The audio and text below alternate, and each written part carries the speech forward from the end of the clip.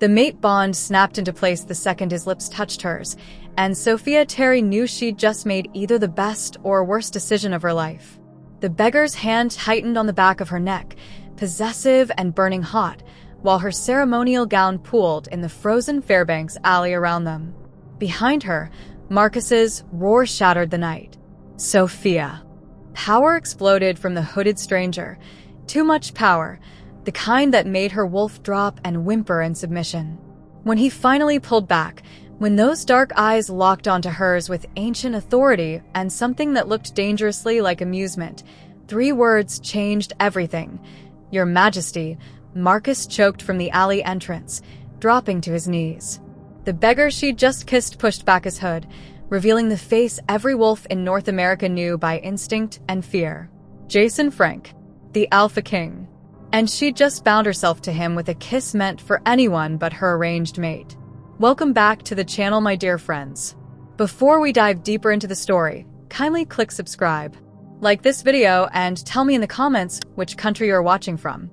Your support helps me bring you more thrilling stories, and trust me, you won't want to miss them. Now, let's get into the story. 23 minutes earlier, the jeweled headpiece felt like a crown of thorns against Sophia's temples. She stared at her reflection in the preparation chamber's ornate mirror, barely recognizing the woman draped in ceremonial white silks. The Northern Pact's ancient cathedral loomed around her, all Gothic arches and stained glass that caught the winter moon's frozen light. Tonight was supposed to be her honor. Instead, it felt like a funeral. Her own. You look radiant, dear. Her mother's voice floated from the doorway, brittle with forced cheer. Helena Terry had been practicing that tone for weeks, ever since the elders announced Sophia's engagement to Marcus Reeves. The Beta Commander is a fine match. Your grandmother would be so proud. Sophia's fingers trembled as she adjusted the necklace, a Terry family heirloom, platinum and diamonds that caught the light like ice. Grandmother once told me a story, she said quietly, about the old laws, about choices. Her mother's smile cracked, just slightly. The old laws are exactly that. Old. The pack has decided, Sophia. Marcus is a monster. The word hung in the air between them, sharp and irreversible. Helena's face drained of color. You can't possibly. 3 days ago, I saw him in the forest. Sophia turned from the mirror, and her mother flinched at whatever she saw in her daughter's eyes. He was torturing an Omega wolf. A boy, maybe 17. Marcus broke his arm in 3 places because the kid questioned one of his orders. And when he saw me watching, Mother, he smiled. He told me I'd learn to appreciate strength, that a mate should understand her place. Silence crashed between them like breaking glass. The elders know his character, Sophia continued, her voice steady despite the terror coursing through her veins. They just don't care.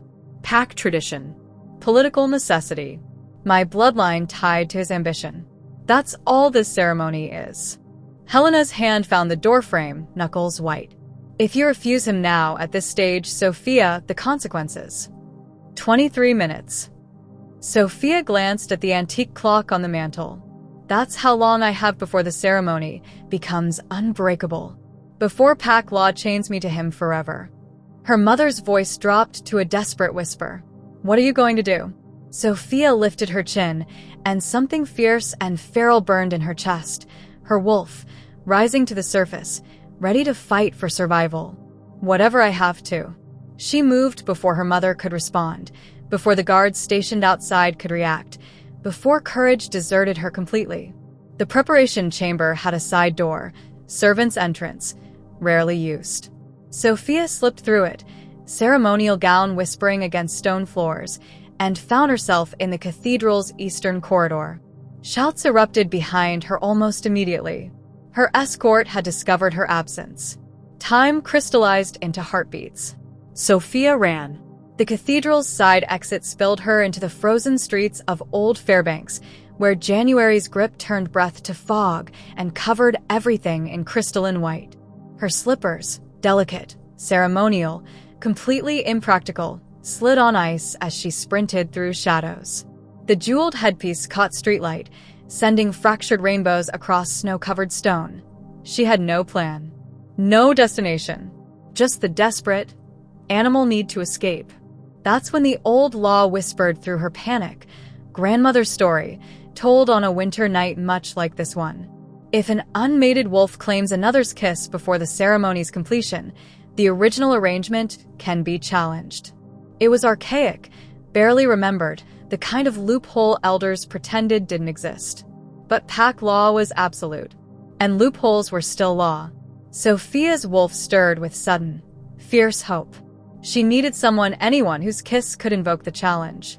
Someone unmarked by pack politics, someone who had nothing to lose. The alley appeared between two stone buildings like fate's answer, and in its shadows, wrapped in a tattered dark cloak, sat a figure so still he might have been part of the architecture. A beggar. Forgotten. Invisible. Perfect. Sophia's escorts rounded the corner behind her, their voices sharp with alarm. She had seconds. Maybe less. She made her choice. Dropping to her knees in the snow before the cloaked figure, Sophia gasped out words that would change everything. Please. I need your help. Just one thing, and I'll give you anything. The figure lifted his head slowly. His hood shadowed most of his face, but she caught glimpses, a strong jaw, dark stubble, eyes that gleamed in the darkness with an intensity that made her wolf pause. When he spoke, his voice rolled through her like distant thunder. Anything? Something in that single word made her hesitate, made her wolf stir with recognition it shouldn't have. But footsteps echoed closer, and Marcus's voice cut through the night, and she was out of time. Kiss me, Sophia said desperately. Right now. They're coming and I need. She never finished the sentence. His hand shot out, strong and warm despite the brutal cold, and cupped the back of her neck with a certainty that stole her breath. He pulled her forward with deliberate intent, and when his lips met hers, the world exploded. This was no gentle first kiss. This was claiming, possessive, searing. His mouth moved against hers with a fierce authority that made her wolf rise and submit in the same dizzying instant. Power rolled off him in waves, not the crude dominance of a pack bully, but something ancient and absolute, the kind of power that rewrote reality. His other hand caught her waist, fingers spreading across the small of her back, and he deepened the kiss with a skill that suggested he knew exactly what he was doing. Exactly what this would do. And then it happened. The mate bond snapped into place like a thunderclap that only she could hear. Golden light exploded behind her closed eyes, flooding every nerve with warmth and recognition, and an undeniable truth that crashed through her desperate plan and shattered it completely. This wasn't just anyone. This was her true mate. When he finally released her, Sophia stumbled backward, pressing shaking fingers to her lips. The bond hummed between them, impossible to deny, a golden thread that tied her soul to this stranger's in ways that made Marcus's proposed bond look like a child's crayon drawing. What? She breathed. Who? Sophia. Marcus's roar echoed off the stone buildings, violent and furious.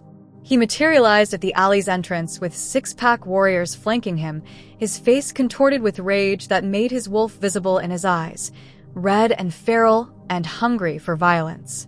What have you done? He snarled. Sophia found her feet, drawing strength from the bond singing in her veins. Whatever she'd just triggered, whoever this man was, the mate bond made one thing clear. She was safer with him than she'd ever be with Marcus. I've chosen, she said, and her voice didn't shake. Pack law is clear. A prior claim voids an uncompleted ceremony. Marcus's laugh was vicious, echoing off frozen stone. A prior claim? From a beggar? He took a step forward, and his warriors moved with him. Guards, remove this filth and bring her back. We'll overlook this momentary insanity. The warriors advanced. The cloaked figure stood. And Sophia's world tilted on its axis for the second time in 60 seconds. He unfolded slowly, rising to his full height, easily 6.5 feet of coiled power wrapped in tattered fabric. When he spoke, that smoke and gravel voice dropped to something quiet and deadly. I wouldn't. The warriors froze mid-step. Something in his tone, in the absolute certainty of his words, made even Marcus hesitate. His red wolf eyes narrowed, confused aggression warring with instinct. "You dare," Marcus started. Then the beggar reached up and pushed back his hood. Sophia's heart stopped. The face revealed beneath that tattered hood was carved from authority and danger, sharp cheekbones, a jaw that looked like it had been designed to make impossible decisions, and eyes so dark they seemed to hold centuries of pack law and absolute power. But it wasn't his beauty that froze her breath in her lungs. It was recognition. Every wolf in North America knew that face. It appeared in pack halls on official portraits, in the dreams of ambitious wolves who craved power, and in the nightmares of those who'd broken the ancient laws. The royal seal embossed on his leather armor, half hidden beneath the beggar's cloak, confirmed what her instincts were screaming. Jason Frank, the Alpha King himself. Your Majesty. Marcus's voice cracked on the title. He dropped to one knee so fast his kneecap cracked against frozen stone. The 6 warriors followed instantly, heads bowed, necks exposed in submission. The alley filled with suffocating dominance, the kind only an Alpha King could project. It pressed down on everyone present like a physical weight, demanding submission, obedience, reverence. Everyone except Sophia. The mate bond wrapped around her like a shield, warm and golden and utterly protective. Where the others felt crushing authority, she felt safety, rightness, home. Jason's dark eyes stayed fixed on her face, and a hint of a smile played at his lips, something between amusement and satisfaction and hunger that made her wolf purr. "You said you'd give me anything," he said softly, his voice intimate despite the audience. "I'm holding you to that, Sophia Terry." Her name in his mouth sounded like a promise. Or a threat. Possibly both. "This is impossible," Marcus protested from his kneeling position, though he kept his eyes downcast. "She was promised to me. The ceremony, the elders approved, was arranged without consulting the person who matters most." Jason's voice hardened to steel, and the temperature in the alley seemed to drop another 10 degrees. "Tell me, Commander Reeves, did the elders know about your activities in the Northern Territories? The abuse of Omega Wolves? The territory violations? The embezzlement of pack resources?" Marcus's head snapped up, face draining of color. "I don't know what lies." 17 documented charges. Jason pulled a scroll from beneath his cloak with deliberate slowness, letting it unfurl. Even in the dim light, Sophia could see the royal seal stamped in blood-red wax. "I've been investigating your pack for 3 months, Commander. I came to Fairbanks undercover to witness tonight's ceremony, to see if the rumors about your character were true before I brought formal charges." He stepped forward and Marcus visibly shrank. The warriors pressed themselves lower to the ground, terrified. Then your mate ran straight to me and provided the perfect solution to a complicated problem. Jason's expression softened as he glanced at Sophia, and the mate bond pulsed with warmth. "Though I didn't expect the bond. That was unexpected and entirely welcome." Sophia's mind reeled, trying to process information coming too fast. "You were investigating? This whole time you were." "The Alpha King doesn't announce his movements," Jason said, and there was something almost apologetic in his tone. "Especially when corruption runs deep enough to reach pack elders. I needed to see the truth with my own eyes. Needed evidence that would stand before the council. But you're dressed like a beggar?" He glanced down at his tattered cloak, amused. "Best way to observe without influence. People reveal their true nature when they think no one important is watching." His eyes darkened. "I've seen enough of Marcus Reeves's true nature to last several lifetimes." Marcus lunged. It happened so fast Sophia barely tracked the movement. 1 second, he was kneeling in forced submission. The next, he was airborne, shifted mid-leap into his massive gray wolf form, jaws aimed at Jason's throat in a desperate, suicidal attack. Jason didn't even flinch. His hand shot out with inhuman speed, catching Marcus by the throat midair. The impact should have driven Jason backward, but he stood immovable as stone, holding 200 pounds of snarling wolf one-handed like it weighed nothing. Power exploded from him in visible waves, golden light that made the air shimmer and crack. His eyes blazed with the full authority of the Alpha King, and Marcus whimpered. The shift reversed involuntarily, forced by sheer dominance, until Marcus hung there in human form, naked and trembling, held aloft by nothing but Jason's grip and absolute power. "You just attempted assassination of the Alpha King," Jason said calmly, conversationally, as if he were discussing the weather. "In front of witnesses. That's a capital offense, Commander. Even your elders can't protect you from that." He released Marcus, who crumpled to the frozen ground, gasping. "Guards," Jason said, his voice carrying authority that could have moved mountains. "Royal Guards, you can come out now." A dozen warriors materialized from the shadows, not from the alley, but from rooftops and doorways and places Sophia hadn't even noticed could hide a person. They wore the king's crest on, black armor, and they moved with lethal precision as they surrounded Marcus. "Take him into custody," Jason ordered. Charges include abuse of pack law, embezzlement, assault of Omega Wolves, and attempted assassination of the Alpha King. He'll face trial before the full council. "You can't," Marcus started, but chains of pure silver, the only metal that could hold a werewolf, clicked around his wrists, and his protest died in a whimper. Jason turned away from him dismissively, as if Marcus had already ceased to exist. His full attention settled on Sophia, and the mate bond flared hot enough to make her gasp. "So," he said, and that hint of a smile returned. "My runaway bride. We should probably discuss the terms of anything." But first, he shrugged out of the tattered cloak and draped it around her shoulders. It smelled like winter and pine, and something uniquely him that made her wolf practically sing. "You're shivering." She hadn't noticed. The cold that had bitten through her ceremonial silks moments ago now felt distant, unimportant compared to the man standing before her. "I don't understand," Sophia said, pulling the cloak tighter. "Why didn't you just arrest him earlier? Why wait for the ceremony?" Jason's expression darkened. "Because Marcus wasn't working alone. Your pack elders knew about his activities, at least some of them did. They arranged this marriage specifically to legitimize his position and protect him from investigation. Your bloodline would have given him unquestionable status." He paused. "I needed to see how far the corruption spread. Who else was involved? Tonight was supposed to give me those answers. And instead, I ruined your investigation by running away." "No." His hand came up, cupping her face with surprising gentleness.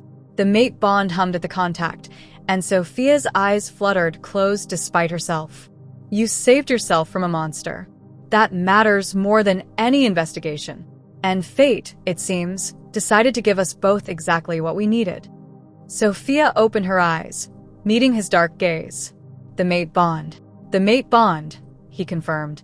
"Which makes this situation significantly more complicated. And significantly more interesting." One of the royal guards cleared his throat. "Your Majesty, we should move. The Northern Pack elders will be arriving at the cathedral any moment." Jason nodded, but didn't look away from Sophia. "Right. "We need to get you somewhere safe. Somewhere we can talk properly." He offered his hand, formal and courtly despite the chaos of the last few minutes. "Will you come with me, Sophia Terry? I promise dinner somewhere without assassination attempts." Despite everything, the shock, the fear, the complete upheaval of her entire world, Sophia laughed. It bubbled up from somewhere deep and slightly hysterical, but genuine. She placed her hand in his, and the rightness of it settled into her bones like an answered prayer. "Dinner sounds perfect," she said. "Your Majesty." "Jason," he corrected, pulling her close against his side as they began walking from the alley. The royal guards formed a protective circle around them. "Just Jason. At least when we're alone. And something tells me we're going to be alone quite a bit over the next few days."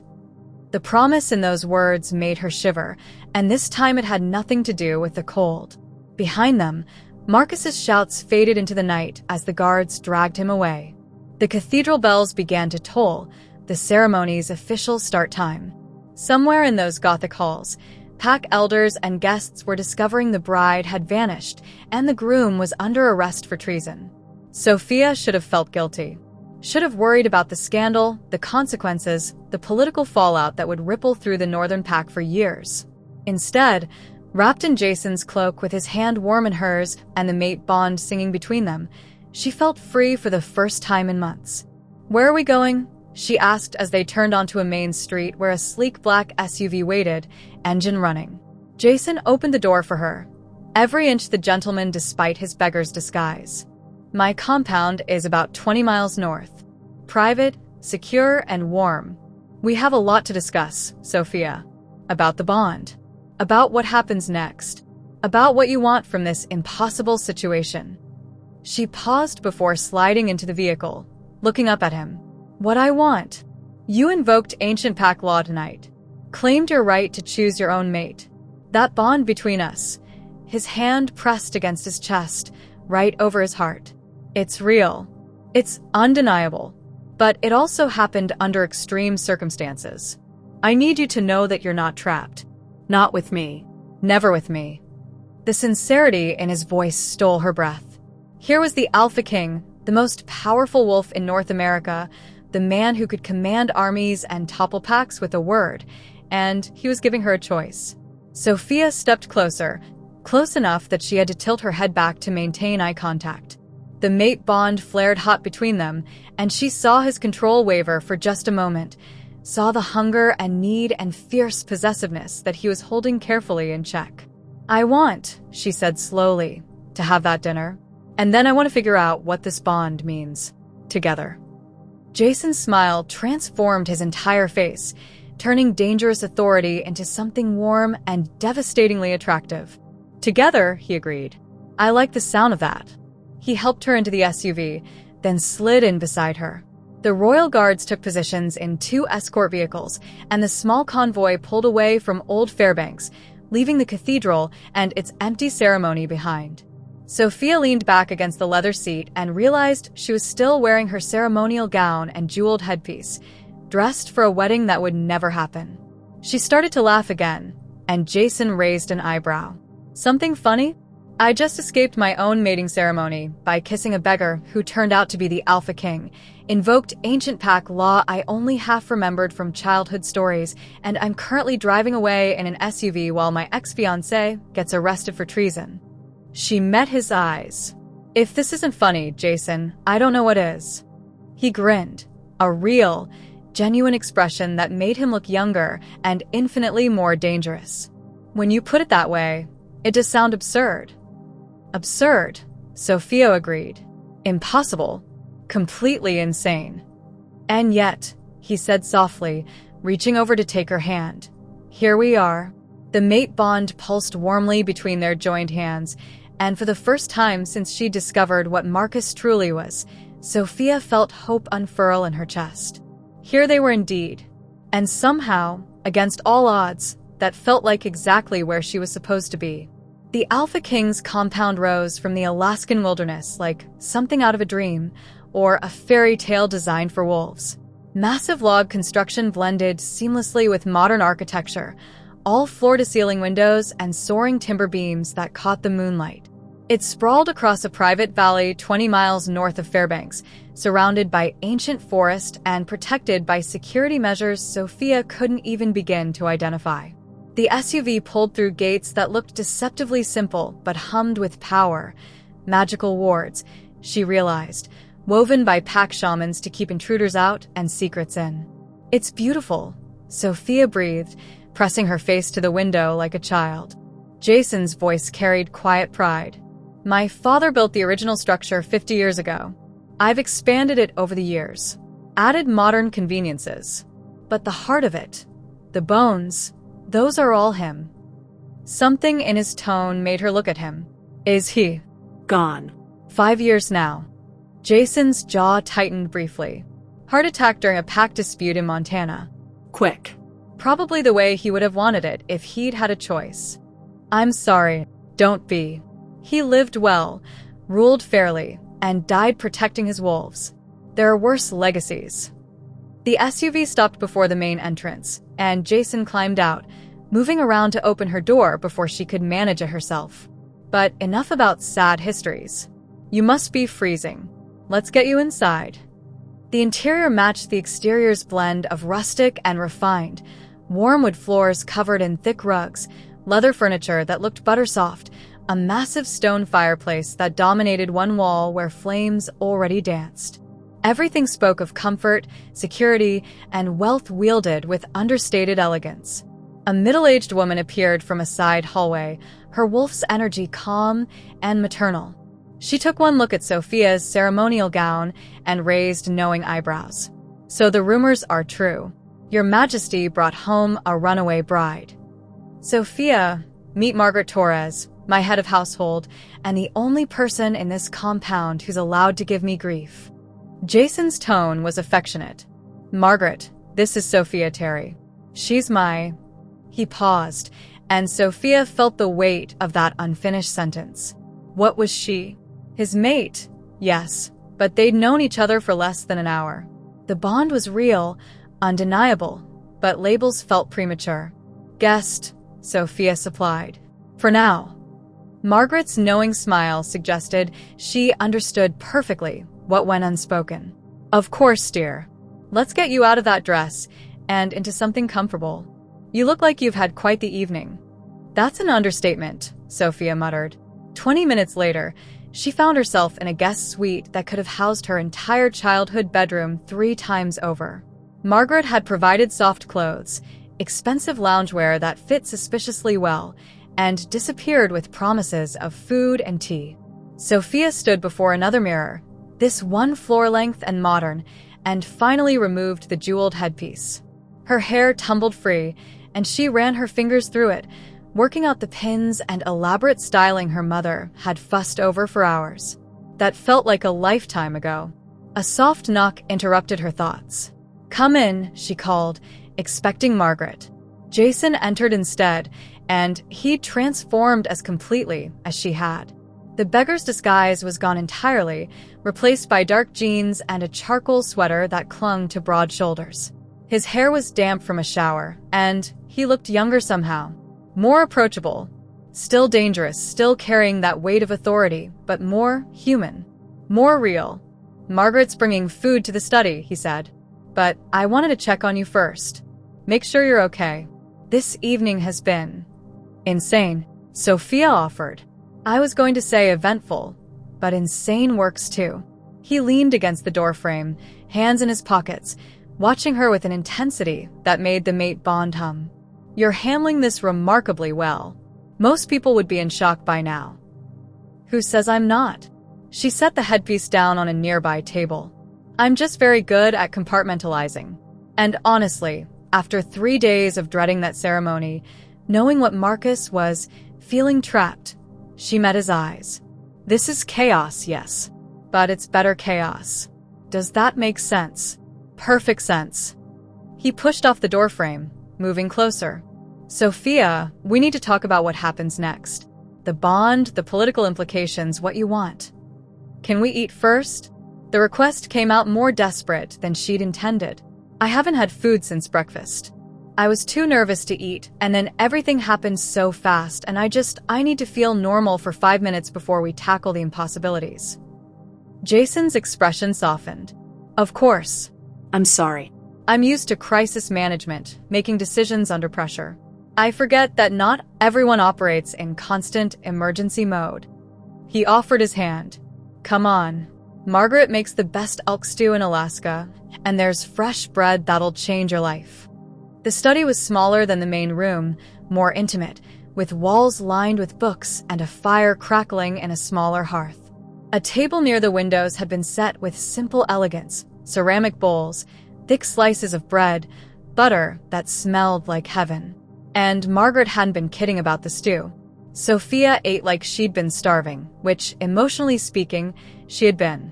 The food grounded her, gave her something tangible to focus on while her mind processed the impossible evening. Jason ate too, but she felt him watching her between bites, and the mate bond created a constant awareness of his presence that was both comforting and unnerving. Finally, when the worst of her hunger had been satisfied, she set down her spoon and met his gaze directly. "Okay, I'm ready. Tell me what happens now." Jason leaned back in his chair, firelight playing across his features. Legally, you invoked the challenge of prior claim, ancient pack law that predates modern ceremonies by centuries. It's rare, controversial, and absolutely binding. But Marcus said I was promised to him. The elders arranged it. Arrangements aren't bonds. That's the crucial distinction. Jason's expression turned serious. Pack law requires consent. Real, genuine consent. Your elders tried to bypass that with pressure and tradition, but the law is clear.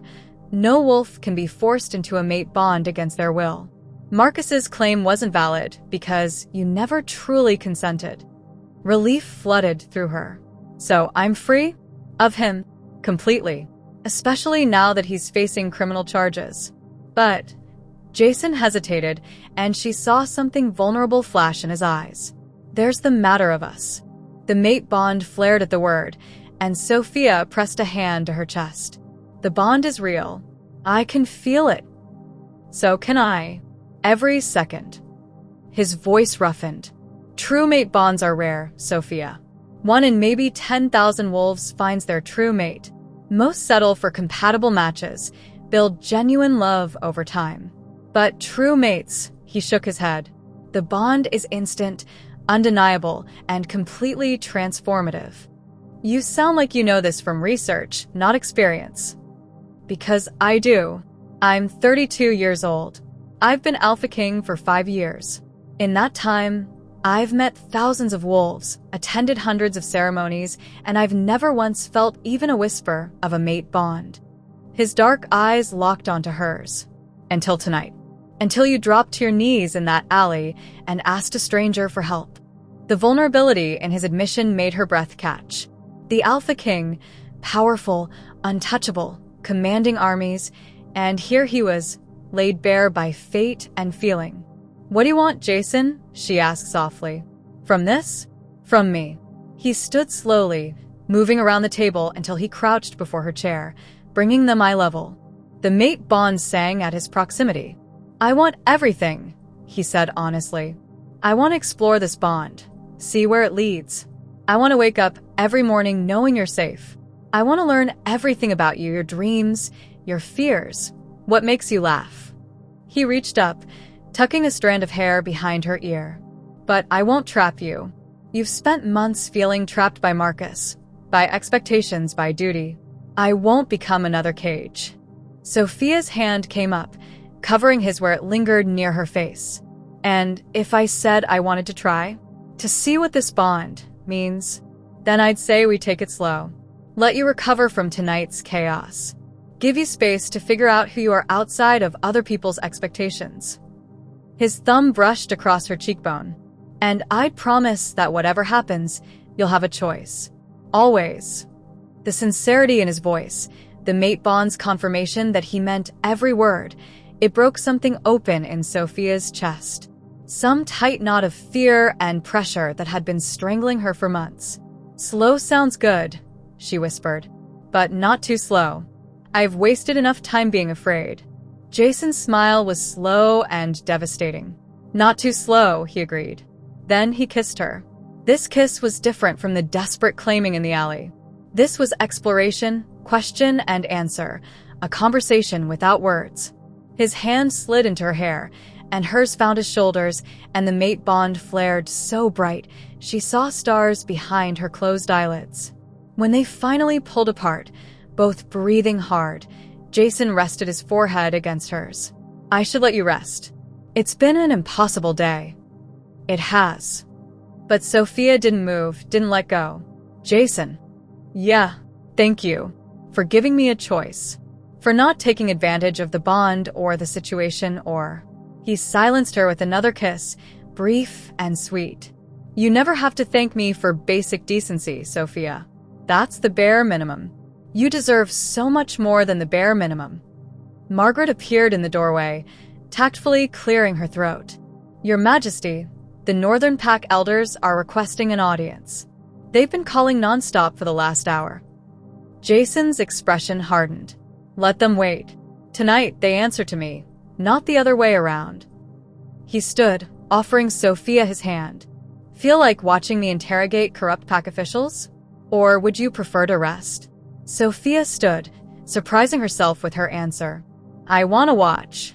They arranged my life like I was a chess piece. I want to see them face consequences. Jason's smile turned fierce. My mate has teeth. I like that. And as they walked together toward the compound's formal receiving room, Sophia realized something profound. For the first time in months, she wasn't running from her future. She was running toward it. The formal receiving room was designed for intimidation. High ceilings, dark wood paneling, and a raised dais where Jason's chair sat. Not quite a throne, but close enough to make the point. Sophia settled into a seat off to the side, positioned where she could observe without being the focus. The Northern Pack's 3 senior elders were escorted in by royal guards, and their expressions ranged from nervous to outright terrified. They'd come expecting a polite discussion about a runaway bride. Instead, they found the Alpha King in full authority mode and criminal charges hanging in the air like an executioner's blade. Elder Thomas Blackwood spoke first, his voice carefully measured. Your Majesty, there's been a terrible misunderstanding. The Terry Reeves bonding ceremony was arranged with the full consent of both families. Stop. Jason's voice cracked like a whip. Don't insult my intelligence with carefully rehearsed lies, Elder Blackwood. I've spent 3 months investigating your pack. I know about Marcus Reeves's activities. I know about the Omega Wolves who've disappeared under suspicious circumstances. I know about the embezzled funds that somehow found their way into private accounts belonging to pack leadership. The elders paled. And I know, Jason continued, his tone dropping to something deadly quiet, that you arranged Sophia Terry's bonding specifically to legitimize Reeves and protect him from investigation. Her bloodline would have given him unquestionable status, made him nearly untouchable. Elder Blackwood's composure cracked. The pack needed strong leadership. Marcus was a monster. Sophia's voice cut through the room like glass breaking. All eyes turned to her, but she kept her gaze locked on the elders who'd tried to sell her to a sadist. I saw him torture a 17-year-old Omega in the forest. He broke that boy's arm in 3 places and smiled while he did it. And you knew.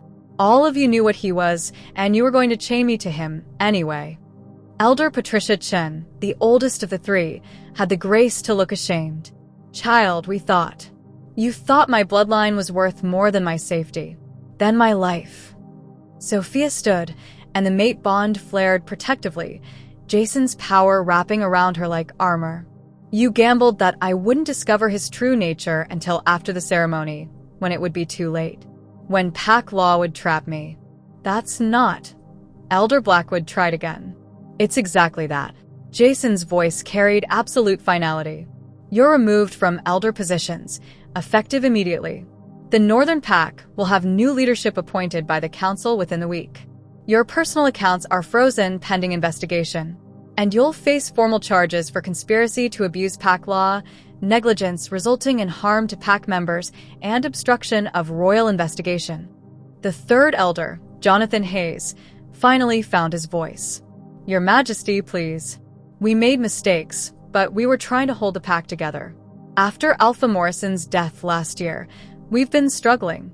Then you should have requested council assistance. That's what the infrastructure exists for. Instead, you elevated a criminal and tried to trap an innocent wolf in a forced bond. Jason leaned forward. There's no defense for that, Elder Hayes. None. The mate bond pulsed with Sophia's satisfaction. These wolves had treated her like property, like a tool to be used. Watching them face justice felt like breathing clean air after months underwater. Take them to holding, Jason ordered the guards. They'll be transferred to council custody tomorrow for formal proceedings. As the elders were escorted out, Elder Chen paused at the doorway, looking back at Sophia. For what it's worth, child, I'm sorry. We should have listened. Should have investigated Marcus properly instead of believing what we wanted to believe. Sophia held her gaze. You should have asked me what I wanted. That's all. Just asked. Elder Chen nodded slowly, then allowed herself to be led away. When the room finally emptied of everyone except royal guards posted discreetly at the exits, Jason descended from the dais and moved to Sophia's side. How are you feeling? Vindicated, she said honestly, and exhausted. And she paused, trying to identify the emotions swirling through her. Free. I feel free. His hand found hers, and the touch sent warmth racing up her arm. Good. You should feel free. You are free, Sophia. The bond doesn't change that. The bond makes me want to stay, though. The admission came out softer than she'd intended. Is that normal? To feel this connected to someone you've known for? She glanced at the antique clock on the wall. 3.5 hours? Jason's laugh was low and genuine. I've been asking myself the same question. Everything I know about true mate bonds suggests yes, this intensity is normal. But knowing that intellectually and experiencing it are very different things. He tugged her gently toward a set of glass doors that led to a terrace. Come on, you need air that doesn't smell like political corruption. The terrace overlooked the valley, and the view stole Sophia's breath. Stars scattered across the Alaskan sky like diamonds on black velvet, and the forest stretched endlessly in all directions. The winter air bit cold but clean, and the mate bond kept her warm despite the temperature. It's peaceful here, she said, leaning against the railing. That's why I built the compound in this location. Being Alpha King means constant politics, constant decisions, constant pressure. I needed somewhere that felt. He trailed off, searching for the word. Real, Sophia supplied. Yes. Real. He moved beside her, close enough that their shoulders touched. Sophia, I need to ask you something, and I need complete honesty. Her pulse quickened. Okay. Do you want this bond? Not the escape from Marcus, not the political safety. I mean the bond itself. With me. His dark eyes found hers, and she saw vulnerability there that probably few people ever witnessed. Because the bond makes us want each other, but want and choice aren't always the same thing. I need to know if you're choosing this, or if you feel obligated because of what happened. The question hung in the frozen air between them, massive and important. Sophia turned to face him fully, placing both hands on his chest where she could feel his heart beating strong and steady. The mate bond hummed approval at the contact, but she pushed past the bond's influence, diving deep into her own feelings, her own truth. When I ran from that ceremony tonight, I was running from being trapped, she said carefully. From having my choices stolen. From being treated like I didn't matter. Her hands fisted in his sweater. And then I kissed you, and the bond snapped into place, and for a split second I was terrified it was another trap. Just Fate's version instead of the Elder's version. Jason's jaw tightened, but he didn't interrupt. But then you gave me choices. Again and again, you've given me choices. You could have used the bond to claim me, could have invoked king's rights or ancient laws, or a dozen other things. Instead, you offered me dinner. You asked what I wanted. You treated me like a person instead of a prize or a problem. She met his eyes. So yes, Jason, I want this bond. I want to explore it, see where it leads. Not because I'm obligated, but because you've shown me in 3 hours what Marcus couldn't show me in 3 months, respect. His hand came up, cupping her face with a gentleness that made her eyes sting. Respect is the bare minimum, Sophia. Maybe, but it's more than I've had in a long time. She leaned into his touch. So yes, I choose this. I choose you. For however long this lasts, I'm choosing to try. Jason's smile started slow, then spread until it transformed his entire face. However long this lasts, he repeated. Sophia, true mate bonds are forever. If we do this, if we really commit to exploring this connection, there's no halfway. The bond will grow stronger, more permanent. Eventually, it'll be unbreakable. Eventually, she echoed. But not tonight. Tonight, we're just two people trying to figure out something impossible together. Together, he agreed. Then he kissed her again, and this kiss carried promise and hope, and the beginning of something that felt like destiny wearing a different face. When they finally pulled apart, both breathing hard and the mate bond singing so loudly Sophia could barely think straight, Jason rested his forehead against hers. Stay. Here in the compound. Take as much time as you need. I have guest suites, private space, You don't have to be near me if you need distance. But please don't go back to the Northern Pack. Not yet. Not until we've sorted out the political mess and ensured your safety. I'll stay, Sophia said. Not because she needed protection, though that was certainly a factor, but because the idea of leaving, of putting distance between them, made the mate bond ache in ways she wasn't ready to examine. Good. He pressed a kiss to her forehead, chaste and sweet. Margaret's prepared the master guest suite for you. Private terrace and sweet bath. Everything you need. I'm 3 doors down if you need anything. And I mean anything, Sophia, even if it's 3 a.m. and you just want to talk. The vulnerability in that offer made her smile. I might take you up on that. Please do. He stepped back reluctantly, and the loss of contact made her immediately miss his warmth. Get some rest. Tomorrow, we'll figure out next steps. But tonight, just breathe. You're safe. You're free. And you're exactly where you're supposed to be. As Sophia made her way to the guest suite, which turned out to be more luxurious apartment than simple room, she realized he was right. For the first time in months, she felt safe. For the first time in her life, she felt truly free. And for the first time ever, she felt the stirring of something that might eventually become love, not forced or arranged or expected, but chosen. She'd escaped a ceremony designed to trap her, kissed a beggar who turned out to be a king, and found her true mate in the chaos. If that wasn't fate with a sense of humor, Sophia didn't know what was. 3 weeks passed in a blur of discovery, healing, and careful exploration. Jason kept his word about giving Sophia space.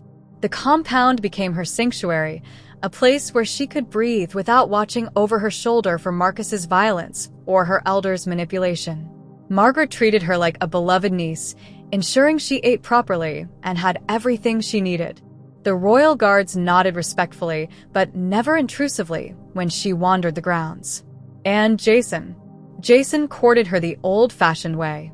He brought her coffee in the mornings, always prepared exactly how she liked it, though she couldn't remember telling him. They took long walks through the forest, talking about everything and nothing. He showed her his work, explained the complexities of ruling multiple packs across North America, and asked her opinion on matters both significant and trivial. He never pushed, never demanded. The mate bond burned constant between them, growing stronger with each shared smile and meaningful conversation, but he let her set the pace. Sophia fell a little more in love with him every day. The Northern Pack situation resolved itself faster than expected.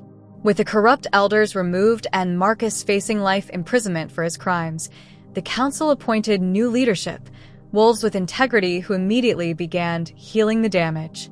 Sophia's family reached out, her mother's voice thick with tears and apologies Sophia wasn't entirely ready to accept but appreciated nonetheless. But it was the small moments that mattered most. Like the night she woke at 2 a.m. from a nightmare about Marcus, and Jason was at her door in under 30 seconds, holding her until the shaking stopped. Or the afternoon he taught her to shoot a bow in the compound's training grounds, standing behind her to adjust her stance, both of them laughing when her first arrow went wildly off target. Or the evening they cooked dinner together in his massive kitchen, and he admitted he couldn't dice an onion to save his life, and she'd taken over with amused exasperation. The mate bond had settled from a raging fire into something warmer, steadier, a constant golden thread between them that felt less like compulsion and more like coming home. On the 21st day, Sophia woke to find fresh snow blanketing the valley and a note slipped under her door in Jason's distinctive handwriting. Meet me in the forest clearing at sunset. Dress warm. Trust me. Sophia smiled, pressing the note to her chest where the mate bond hummed with anticipation. The clearing was transformed. Hundreds of candles and glass lanterns hung from the trees, their flames dancing against the twilight. The snow had been cleared in a perfect circle, revealing soft grass somehow kept green despite the Alaskan winter. Pack magic, she realized. A single table stood in the center, set for two, with more candles and winter flowers she recognized from the compound's greenhouse. And Jason stood beside it, looking devastating in dark slacks and a charcoal sweater, his breath misting in the cold air. You did all this? Sophia breathed, stepping into the clearing.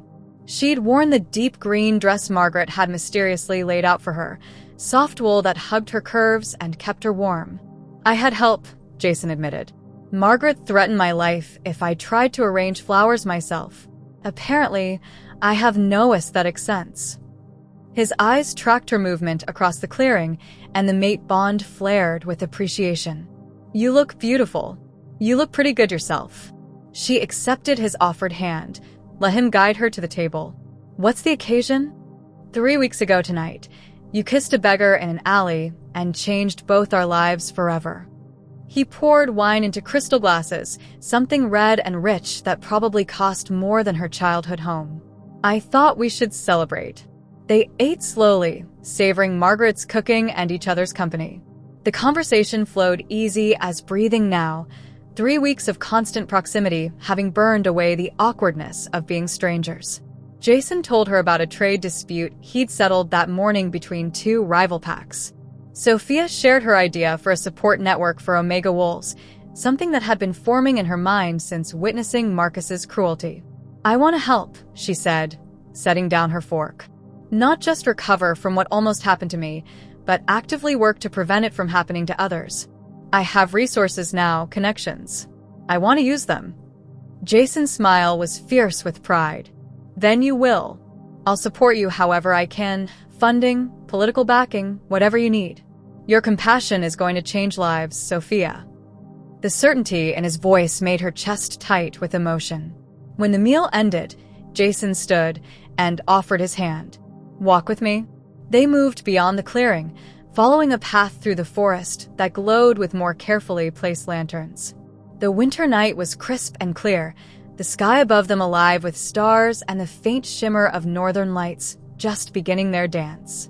"I brought you out here for a reason," Jason said as they stopped at a natural overlook where the forest opened onto a view of the entire valley. The compound glowed warm in the distance, and the wilderness stretched endless and beautiful in all directions. Sophia's heart kicked hard against her ribs. "Jason, let me finish." He turned to face her fully, taking both her hands in his. 3 weeks ago, you were a stranger. Someone I'd been watching from a distance during an investigation, another wolf caught in a bad situation. And then you kissed me, and everything changed. The mate bond pulsed between them, golden and sure.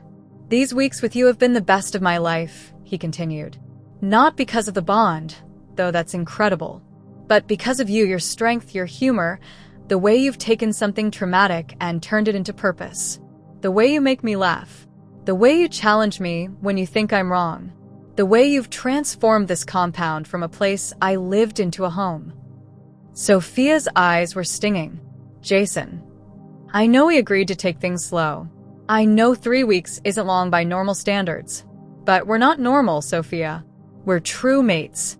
And I'm tired of slow. I'm tired of sleeping 3 doors away when everything in me wants to pull you close and never let go." He squeezed her hands. "I'm not asking you to bond with me tonight, but I'm asking if you'll consider it. If you'll consider making this permanent. Making us permanent." The question hung in the frozen air between them, monumental and terrifying and absolutely right. Sophia looked at this man, this powerful alpha king who'd given her everything without asking for anything in return, who'd treated her with respect when she'd been treated like property, who'd shown her what true partnership could look like. And she realized she'd already made her choice weeks ago, in that alley. She'd just needed time to believe it. "I don't need to consider it," she said softly. "I already know my answer." Jason's breath caught. "Sophia." "Yes."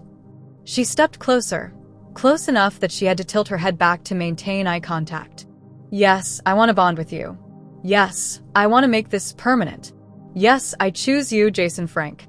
Not because the mate bond demands it, but because you've shown me what it means to be chosen in return."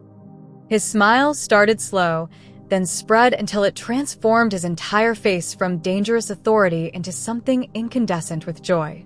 "You're sure?" "I've never been more sure of anything in my life." Jason pulled her into his arms, and the kiss they shared was different from all the others. This one tasted like promise and forever and choice freely made. The mate bond exploded between them, no longer potential but actualized, and Sophia felt it lock into place in her chest like a key turning in a lock she hadn't known was waiting. When they finally pulled apart, both breathing hard and the northern lights dancing overhead in celebration, Jason pressed his forehead to hers. "I love you," he said. "I know it's fast. I know we should probably wait to say it, but I love you, Sophia Terry. Completely. Impossibly. Forever." "I love you too," she whispered back. "My beggar king." He laughed, the sound pure and joyful, and kissed her again. 6 months later, the formal bonding ceremony took place in the compound's Great Hall, witnessed by pack leaders from across North America and blessed by the council's senior shamans. Sophia wore a dress the color of moonlight, and Jason looked at her like she'd hung the stars specifically for him. But the real ceremony had happened that night in the forest, when they'd chosen each other without audience or obligation. Everything after was just celebration. Marcus was serving his sentence in the council's maximum security facility, and the Northern Pack thrived under new leadership. Sophia's support network for Omega Wolves had launched with overwhelming success, already operating in 15 packs across 6 states. Her family had slowly rebuilt their relationship with her, learning to accept her choices rather than dictate them. And every morning, Sophia woke up next to her mate, her husband, and marveled at how something that began in desperation had transformed into the greatest gift of her life. One evening, as they stood on their terrace watching the sunset paint the valley in shades of gold and pink, Jason pulled her close against his chest. "Any regrets?" he murmured into her hair. Sophia thought about the ceremony she'd fled, the beggar she'd kissed, the impossible series of events that had led her here. Not a single one. Good. He pressed a kiss to her temple. "Because I'm never letting you go." "Promise?" she teased, turning in his arms. "Promise." His smile was soft, intimate, meant only for her. "You're stuck with me forever, Sophia Frank. Better get used to it." "Forever," she echoed, standing on her toes to kiss him. "I think I can manage that." The mate bond sang between them, golden and eternal and absolutely right. And somewhere in the universe, fate smiled, because sometimes the best love stories begin with a desperate gamble in a frozen alley, a kiss that changes everything, and 2 people brave enough to choose each other when the world would have chosen for them. If you enjoyed this video, kindly subscribe to this channel. Also, don't forget to like this video and share your thoughts in the comment section. Also, tap this video showing on your screen to see what happened in this werewolf fantasy story.